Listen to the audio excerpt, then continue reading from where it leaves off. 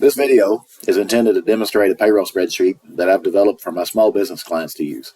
But first, if you don't know me, or if Google brought you to this video, let me briefly introduce myself. I'm Jason Potts, I'm a CPA, and I'm the owner of a sole practitioner CPA firm in Maceo, Kentucky. I currently serve more than 130 clients, most of whom have small businesses. I love working with small business owners and seeing their passion for their customers and their work. And allow me just a little bit of bragging. Every year, our local newspaper hosts a Reader's Choice contest in dozens of different categories. This year, 2024, my clients voted me the Platinum Award winner in the Accountant Investment Broker category. It's an incredible honor to be recognized by my clients for how well they feel that I serve them. Several years ago, I created this spreadsheet for a couple of those clients who were just starting their payroll processes. They had looked into payroll software provided by several of the big-name financial software packages. I won't mention any names, but what they found is these packages, frankly, they were just too much. Too much of everything. Too much complexity, too much to learn, too much uncertainty about how to get customer support and what quality that customer support would be once they reach out, and too much cost. They just needed a simple solution that simply calculated payroll withholding and expenses, enabled them to pay their employees, and they enabled them to stay on top of their monthly, quarterly, and yearly reporting obligations. And of course, they wanted to know that if they had questions about payroll, whether it was about the software they're using or about a letter they got from the IRS, about how withholding works, whatever it was, that they could contact someone they trust and get help in a timely manner. Everyone who's worked in any business, including most of my clients, is already familiar with Microsoft Excel and its user-friendly interface. So it actually works out really well that I like doing everything possible in Excel. We joke about it, but I literally did design my house in Excel, and I've used it for all kinds of things. So it was a natural fit that I would use it to design a payroll application that my clients would be able to use easily. So again, I made this for a couple of clients, but since then I've made quite a few improvements to it. It just keeps getting better. Several other of my clients have bought it and are now using it. So in today's demo, I'm briefly going to go through the spreadsheet and discuss how it works. If you don't already have Microsoft Excel installed on your computer, obviously you will need that for the spreadsheet to work. And before we jump into the actual payroll spreadsheet, let's talk a little bit about Excel. Excel is actually very easy, especially if you're just using a spreadsheet that somebody else has put together like this one. So if you can see my mouse movements here, this section up here with all the words, that's actually called the ribbon. It includes all your menu commands, all of your commands to make Excel do different things. And very importantly, includes this save button up here in the upper left-hand corner. If you close a spreadsheet without saving it, the changes you made, they never happened. So you'll see me save a lot because I've learned the hard way that if you don't save it, you're going to have to redo some work. The section in the middle, you see this white section here with a lot of different things in it. That's the spreadsheet itself. Each of these boxes within the spreadsheet, you see hundreds of little boxes on the screen. Those are called cells. A cell can contain a lot of things. It can contain data, a formula that does something with data, or both. So unless somebody has changed a setting, if you click on a cell, you can see what's in that cell up here in the formula bar. So you see I clicked on this cell, and up here in this formula bar, you can see what's in that cell, whether it's, again, data or formula. Down here at the bottom, you see tabs for the various sheets. So a spreadsheet contains sheets that you can program to do different things, and these tabs let you navigate between the sheets. You can go from sheet to sheet by clicking on those tabs. Let's see. And so what I'll do in today's demo is go through these sheets from left to right, as in general this spreadsheet is arranged for you to do just that while you're using it. So we'll start out with this sheet at the far left called Notes. So I tried to create in this sheet a one-page set of instructions for every process involved in payroll. I will note this color guide at the top that tells you what the different sheet tab colors mean. A green tab, so you see there's two of those down here at the bottom. Those are sheets that you, the user of the spreadsheet, will use to input information. All these blue sheets are some kind of report. So it takes your inputs and does something with it, something that you can use to report to the government agency. Paystubs you can use to pay your employees. W-2s, whatever it is, we'll go through those. The sheets with orange tabs, and those are over here at the far right. You can't see most of them the way I have the screen displayed right now. Those are calculations or background inputs. We'll talk briefly about those at the beginning, or at the end, I'm sorry. So before you as a client gets the spreadsheet, I fill in those sheets with the data that are needed on them. So we'll talk about it, and I'll fill those in, get the spreadsheet ready to go for you. So, and then again, I need to touch it in late December, early January. Before you do your first January of the payroll each year, I will need to send you a new spreadsheet with updated tax tables in it and whatever changes we've come up with since you were using it the year before. So if you see an orange tab, I really suggest that you don't mess with anything on them. If you want, before you get the spreadsheet, I can hide them so you're not tempted to mess with them. And on that same note, I do have the spreadsheet locked down so that you can only change certain cells. I could put a password on the locked portions, but I haven't because my clients are pretty good about not changing anything that they shouldn't. If you do know how to unlock a spreadsheet, be very careful with that. Just remember, I do charge an hourly rate to fix things that get filed up. So on this sheet, I'm not going to go through every process that's on here. I just want you to know that it's there in case you forget how to do something. And of course, if you want to hang this up instead of just having it on your screen, if you want a paper copy of it, you can print this sheet. It prints a nice, again, one-page summary of how to do each process that's involved. Okay, so moving into the spreadsheet, how to use the spreadsheet. The first tab, again, moving left to right, is the Employees tab. So before you can do payroll, you need to enter payroll-related information for each and every one of your employees that you want to pay. The spreadsheet accommodates up to 100 employees. Maybe a little optimistic, but hey, I want to be ready for whatever. A little bit of usability notes here. If you see this gray background like we see on these cells, that means that you can enter something in it. If you see this black background that you see over here, that means you should not enter something in those cells. So, for instance, this very first employee is a salaried employee. You see that the per hour pay rate is blacked out on them. You should not enter a per hour pay rate for a salaried employee. And these next two are hourly employees. On them, you shouldn't enter per pay period pay rates. So it adjusts these black cells as you change entries to kind of guide you in where you do need and do not need to enter data. And so just some data you need. Every one of your employees, you'll need their names, social security numbers, addresses, city, state, zip code, all that. You need to know whether there's a salary employee, so they get a fixed amount per pay period, or they're an hourly employee. And that means simply that they get paid per hour. How many, their pay varies based on the number of hours they work. I will caution you that the federal and state departments of labor are quite a bit picky about classifying employees as either salaried or hourly. If you do want to discuss this classification, let me know. It's a hours-long conversation that is way beyond the scope of this video. Of course, you need to know how much you want to pay your employees. Again, per pay period or per hour. If you give somebody a raise, you would come back to this sheet and you would change. If you raise this employee from $15 to $20 per hour, you would come back here, just simply type in 20, whatever the pay rate is. I'll change that back. Let's see here.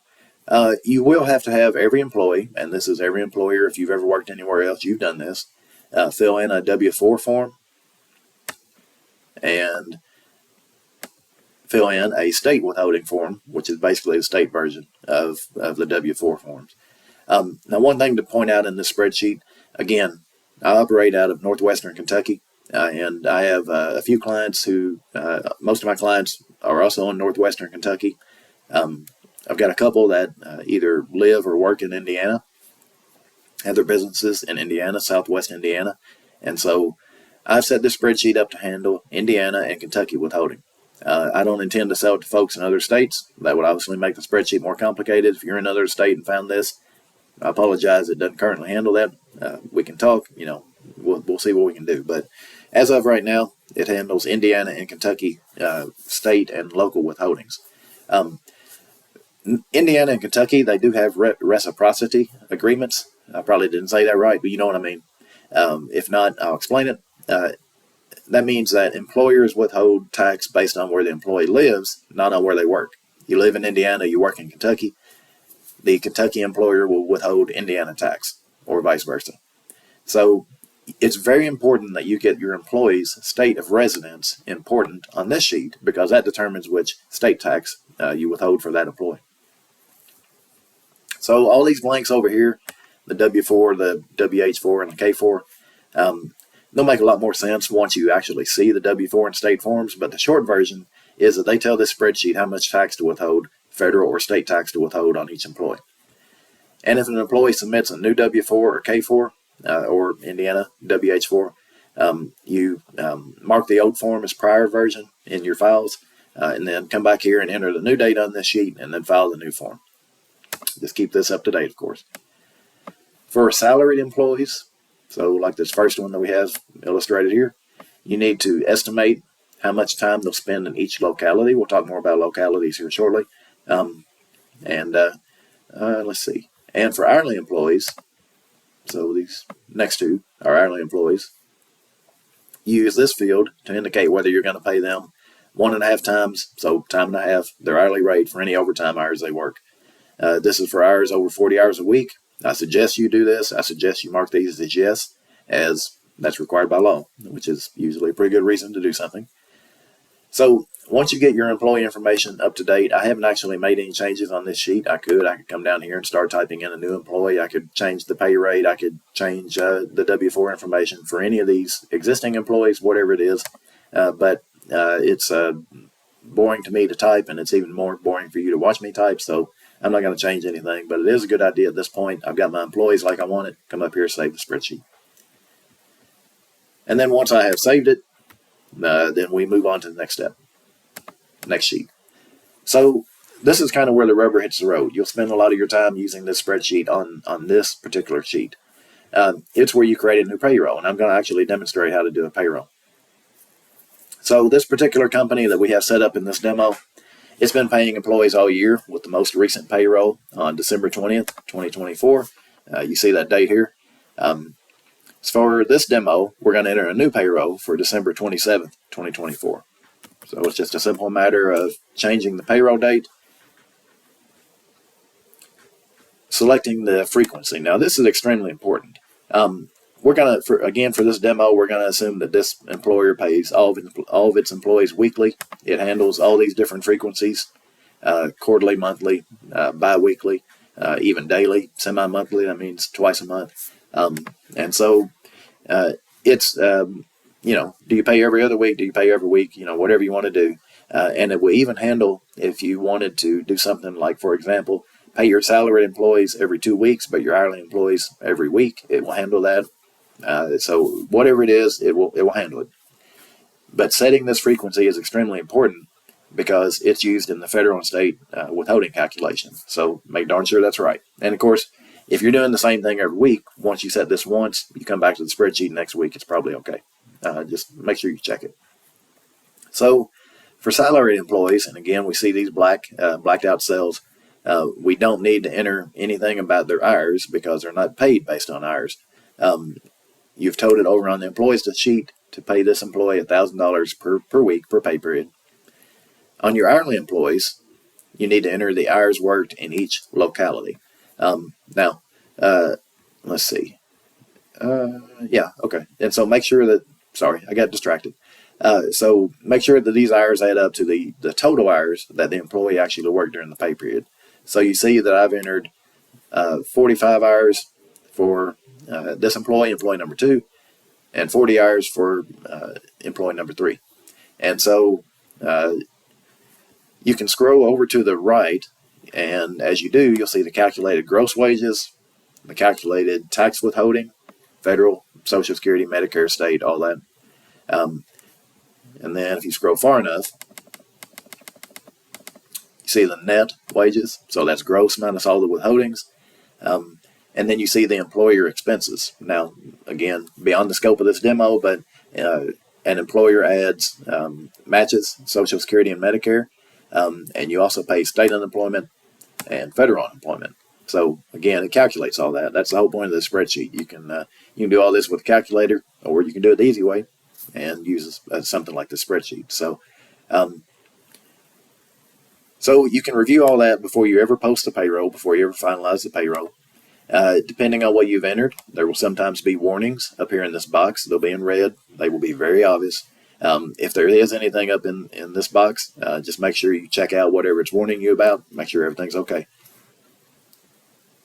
And of course, if you see something that's wrong, if this employee worked 46 hours, well, you entered something wrong here. If they actually, if you gave them a raise to $20 an hour and you see it's 15, go back over to the employees sheet, change that. So whatever it is, just make sure everything is good.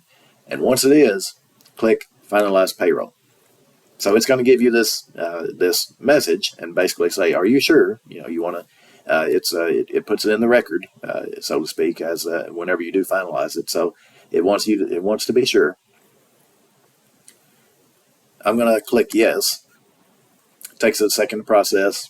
Stays right here on the screen, and it's processed. Now, if we had already entered a payroll for the same date for these employees, and we said we clicked finalize, it's going to first say, hey, there's some duplicates, and there might be a reason that you want to do duplicates. If so, you click yes.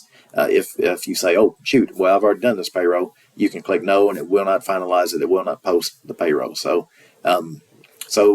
it tries to help you enter only good data, and so it does check things as you're going, and it will give you warnings. It will actually give you the opportunity to back out if you need to change something. But anyway, once you get through all that and click through all the buttons, it will post the payroll, which again, it's already done. And again, what I say earlier, it's a good idea to save the spreadsheet. And so now that data is into whatever reports you run for this month, December of 2024, the fourth quarter of 2024, and of course for the year of 2024. So let's look at some of the reports that you can run out of this. And I'm going to go through these pretty quick because they're fairly self-explanatory. You can see a summary of the current payroll. So the payroll you just did, the date 12/20/27, 2024, December 27th.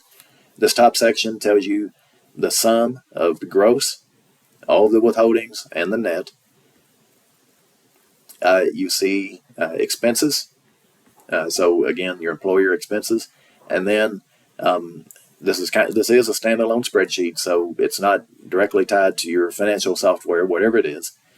These are the entries from this payroll that you need to make in your financial software. Let me go back to one thing that I did not cover. I currently have the spreadsheet set up to handle 6 localities, 3 in Indiana, 3 in Kentucky. I have that set up for demo purposes. I've got clients that have no Indiana localities apply to them. I have others that no Kentucky localities apply to them. I have some that use both. It's set up to handle up to 6. If you go with this spreadsheet, if you use the spreadsheet, we will customize that before you ever get it. That's one of the things that we'll customize. So forgot to cover that earlier. Sorry for jumping back and forth. Just wanted to mention that in case you're wondering what's all these localities and they don't apply to me. How would this work? We will make it work for whatever does apply to you, whatever locations your employees work in. Okay, sorry about that. So coming back to this sheet, again, it summarizes the current payroll. Moving to the right, so obviously if you intend to keep your employees and keep them happy, after you enter a payroll, you need to write them a check or send them direct deposits, whatever you've got worked out with them, for the net pay amount. But you also might want to give them a pay stub that show the details of what you're paying them, their gross pay, the taxes withheld. How did you get from $1,000 gross to $804 net? Well, you withheld $195.95 of taxes, and this would give them the taxes that you withheld on them. And so it's a common practice to give an employee a pay stub. This sheet enables you to do that, and of course you can print it out. It puts 2 pay stubs on each sheet. That's something I can change if you'd rather have just 1 on each sheet. But the way it is, it saves paper. You print out however many sheets you need. It puts 2 on each sheet. You cut them apart. You stick it in the envelope with your employee's paycheck, or just hand it to them if you do a direct deposit. So this sheet is intended to give your employees a record of what you paid them and why. Moving to the right in sheets, we'll go to the monthly summary sheet. So a lot of my clients, maybe you, are required to pay in payroll taxes to the various taxing authorities each month. Depending on the taxing authority, you might also have to file a monthly payroll tax return with them. So this sheet gives you everything you need to know about how much to pay those authorities and what numbers to include on monthly return. It also gives you a nice, concise summary of gross pay, taxes withheld, net pay, your employer expenses for each month. So you can use that for whatever purpose comes up. So if a bank, if you're trying to get a loan and the bank says, I need to see a monthly summary of your payroll so far this year, well, here you go. It does exactly that. Moving to the quarterly summary sheet. Now, I know there's all kinds of numbers on here and a lot of things you're not familiar with. It will make sense once you've been doing payroll for a while. Some of my clients are required to pay in payroll taxes to, again, these various taxing authorities each quarter. And every client, everybody that does any payroll in the United States, is required to file quarterly payroll tax returns. So this sheet takes, again, all of your data, including that payroll we just entered, December 27th. It ended up in these 4th quarter columns. It takes all of your data that you've entered through the year and summarizes it back order in the formats that are needed for those payments and those returns to those taxing authorities. So, and just one note, I could cover this, maybe should have covered this on the monthly summary. What I'm going to say here applies to both the monthly and quarterly processes. A lot of my clients want to handle these payroll returns, monthly, quarterly, themselves, and some have me do them for them. I'm fine with whichever one a client wants. If they want to do them themselves, great. If they want me to do them, fine. I do it very well, and I do it quickly, and help them stay up to date, stay in compliance with whoever they have to report to.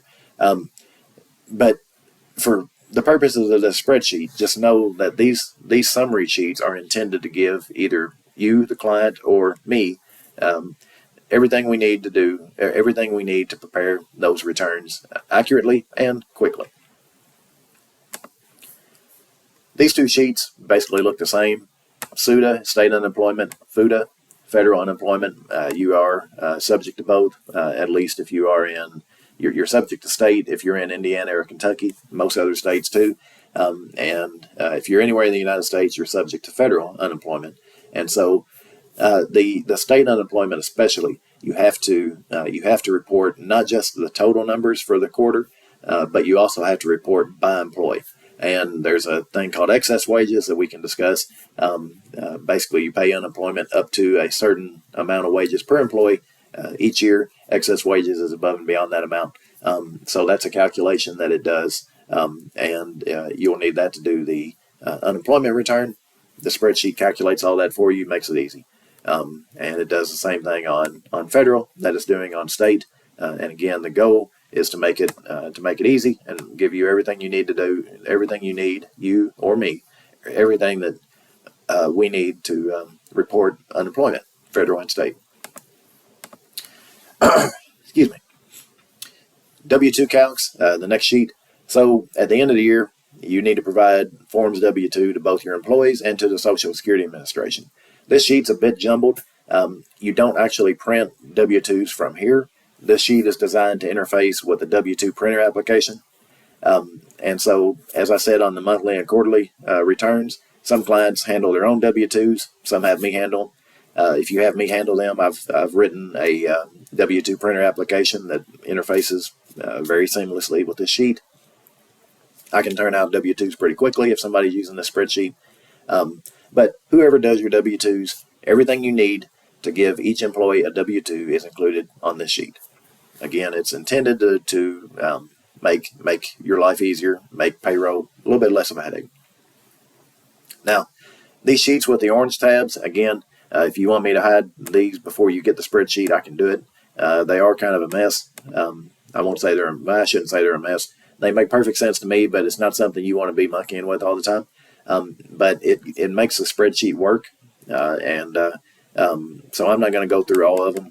You do see that there are, 5 of them. But again, before you get the spreadsheet, if you choose to go with it, we'll talk about your business, your situation, your employees, where you work, where you do your work, and I'll make sure everything on these sheets is up to date, ready to go. And then every January, I'll update things on these sheets and get it to you to do payroll for whatever the year is. So with all that said, there's countless ways for small businesses to meet their payroll needs. I've seen a lot of different ways used by my clients. Some of my clients do not use the spreadsheet, and that's fine. No big deal. I'll help them whatever works for them, and every business is different, of course. This spreadsheet is one of those ways, and more of my clients go with it all the time. And they say it works great. We keep making improvements to it. I appreciate their feedback because that helps me make improvements, and we just keep making it better and better and better. So if after seeing this demo, if the spreadsheet seems like something that you would be interested in, if it's something that will help you with payroll for your business, please get in touch. We have my contact information here on the screen. I look forward to hearing from you, and I hope you enjoyed this demo.